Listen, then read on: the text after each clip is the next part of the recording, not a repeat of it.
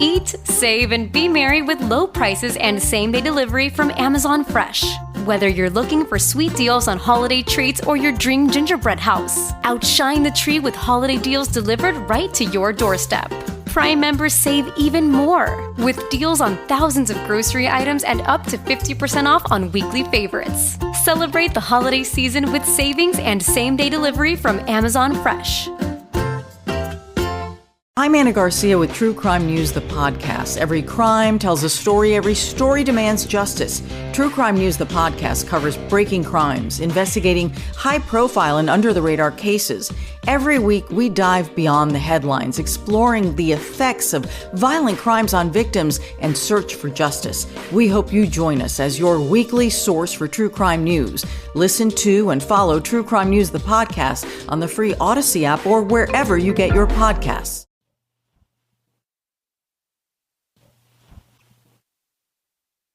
Taylor Eldrige from the Wichita Eagle. He covers Wichita State athletics and most notably Wichita State men's basketball.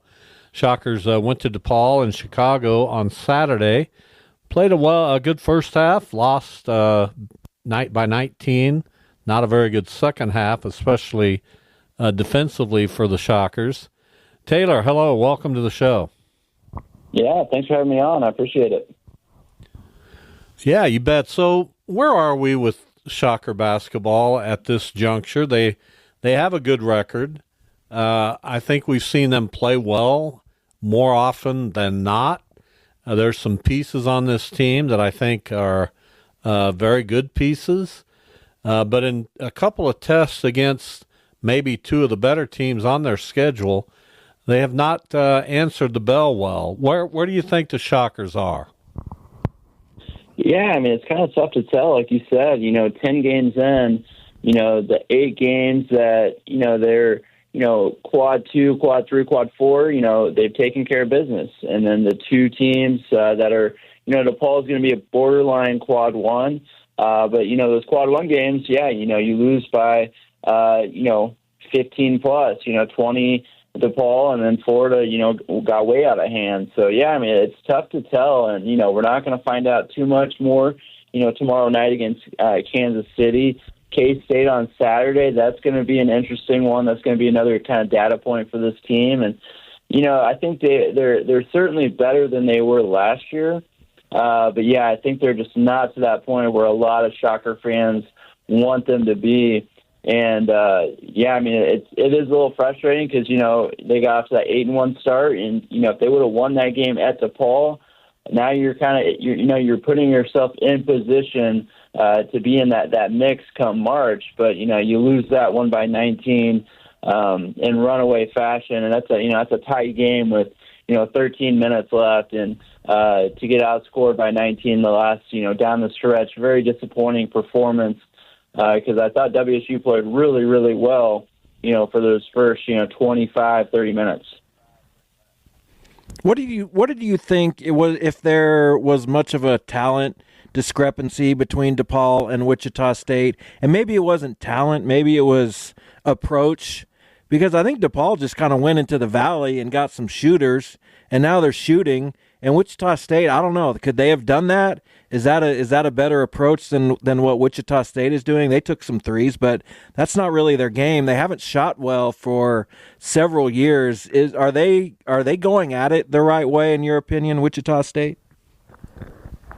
Yeah, I mean, I think kind of I'd have to go back and really research this, but kind of my gut instinct tells me, when they moved to the American, this dates back to the Marshall days, when they first moved to the American, they felt like, WSU coaching staff, they felt like they had to upgrade the athleticism, upgrade the athlete that they were getting, and they kind of sacrificed shooting when they made that move to the American because they feel like they have to be able to defend, and it just takes a higher caliber athlete in the AAC, and that's kind of that first year in the American, that was the last great shooting team that Wichita State has had, and yeah, it's kind of crazy. You look back on it's been 6-7 years now of either average or most times way below average 3-point shooting, and this DePaul team, I don't think it was, a talent discrepancy. I think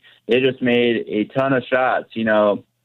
I think in a lot of cases, if Wichita State plays like that in the first half, they're going to be up by, 10, 12, 15 points. But because DePaul made 11 3-pointers, it was, I thought WSU played incredible the first half, to be up by 5 at halftime against a team that made 11 threes.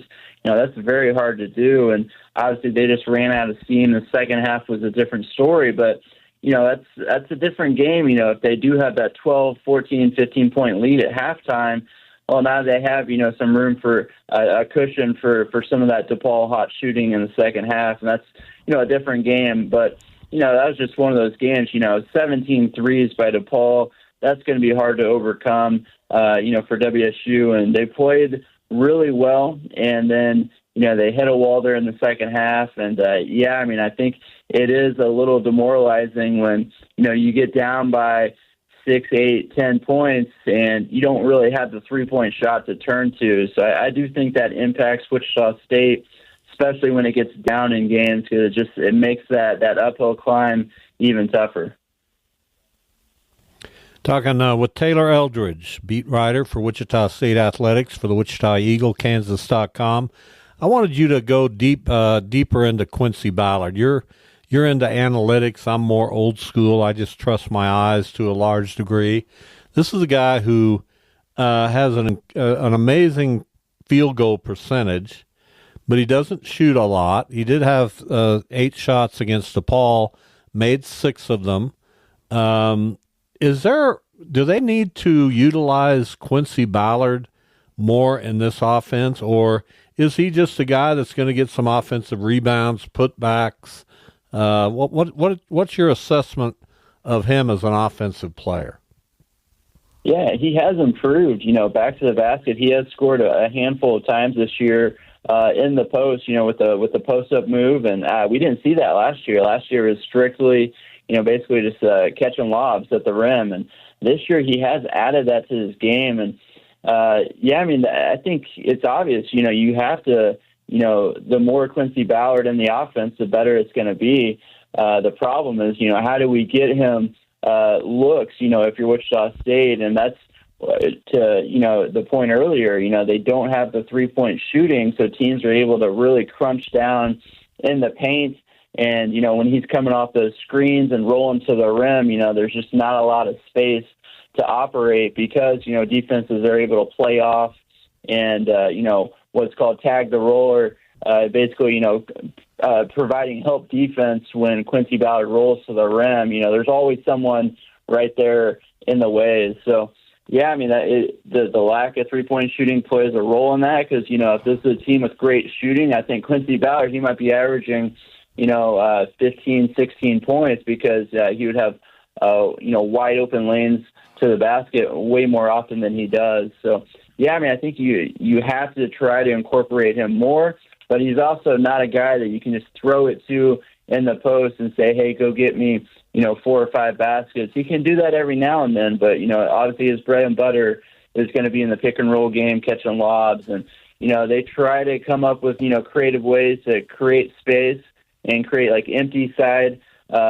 places for him to roll to, but it's just really tough when the defense is so geared toward, if we take away this, they're not going to be able to beat us, shooting jump shots. So that's kind of the challenge facing WSU. But you're right, more Quincy Ballard, more efficient offense for WSU.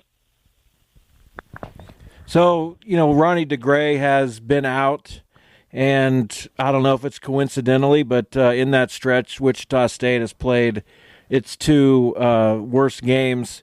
Is he an X factor? Do you see him maybe not making a difference as far as wins and losses go in those 2 games because they were pretty one-sided, but how much of a difference does a guy like that ultimately make? Yeah, I think, Florida, he's not going to make much of a difference. I do think in the DePaul game, he could have been a pretty big difference maker because, WSU, they can go small, especially against a DePaul team that was shooting, all 5 spots on the floor were shooting. you can put Ronnie DeGray at the 5 and switch everything on defense, and that's really going to clog things up. Where WSU's defense has gotten into trouble is, when they have, the 5 men involved, Quincy Ballard, Mate Bosniak, those guys are usually, in drop coverage, away from the 3-point line. And when their man screens, that's when, other guards can get an advantage on the other team. So if you have Ronnie DeGray in one of those spots, I think he does, make a pretty big difference in that DePaul game. And he just does a lot of just little stuff that, it doesn't necessarily show up on a box score. A lot of the rebounds do, but, he's just always boxes out. He's very physical on defense. A lot of the stuff he does on defense doesn't show up in the box score. Kind of similar to, what we saw Dexter Dennis do. Obviously not the perimeter stopper of Dexter, but just like the little things like pushing guys out of the post, always being in good position, boxing out. A lot of those little stuff that doesn't show up. So Ronnie DeGray, very valuable to this team, and he just adds some toughness, and I think that's what's missing right now with WSU, and he could make a difference in that regard. Taylor Eldrige, our guest, I got one more question for you, and it involves this game coming up Saturday night at Koch Arena against Kansas State. Crowds have been not good, to put it mildly, for Wichita State basketball this year. This is going to be a big crowd. How important is it for Wichita State to win this game Saturday night? Yeah, it's a huge chance for them to win back fans. And, there's going to be obviously a lot of K-State fans, a lot of, K-State fans here in Wichita. They're going to come to the game. But, a lot of WSU fans that, wouldn't ordinarily go to a game in today's age. They say, hey, this is a big game. I want to go to the Roundhouse, Saturday night and catch the Shockers. And, this is a chance to impress those fans. And I've written about this before. It's not just about winning. It's about, the style that they play, the manner, the toughness, the grit. I think WSU fans have really been missing that over the last few years.